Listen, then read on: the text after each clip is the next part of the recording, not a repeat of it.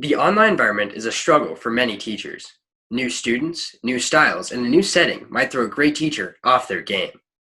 Students like me are accustomed to living in a world around cameras and technology. It seems to be a part of my day to day. Because of this, I and many other students are hyper aware of what the screen in front of us looks like. Since I'm a film student, I'd like to share with you some of the tips and tricks I've learned to help enhance the visual of your teaching experience. First, let's talk about angles. Don't put the camera too high or too low. If you choose to use a whiteboard or share something behind you, make sure your entire face is on the screen. Just seeing a portion of your face in the wall or ceiling is jarring. Place yourself in the middle of the screen, and this will give students an accurate view of you and help develop a better virtual relationship. The next thing to be aware of is your surroundings. Very little can ruin a great lesson, like a distraction in the background. Students will no longer pay attention to you, but instead, what's going on around you. Next, it's important to make sure you have proper lighting. Your students can't see you if you're teaching in a dark or a poorly lit room. Make sure your lighting is showing your entire wonderful face, so all your students can get as excited for class online as they would be sitting right in front of you.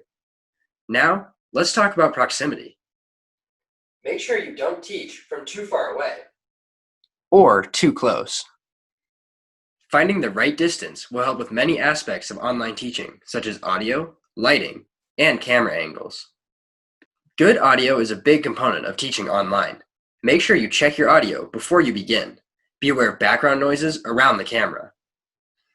The one thing more distracting than something in your video is something with your audio. Each computer microphone is different, so some educators may choose to use an external microphone to clarify their audio. It's important to remember not to film outside. It may be a nice day, but it has a magnitude of audio and visual distractions, and it runs the risk of being too far from an internet source for effective teaching. Speaking of what's behind you, if you have a virtual background feature, make sure it works before using it, or it can become more distracting than not having it at all. Nothing ruins a lesson more than a ghostly image of yourself in front of the Golden Gate Bridge. Ultimately, the most important thing is to be aware of your camera. Know what your students are seeing and hearing, and correct it to make it all work in your favor. Practice and test several times before the actual class period. Virtual teaching can be a lot of fun for students when your camera and audio are executed correctly. Thank you.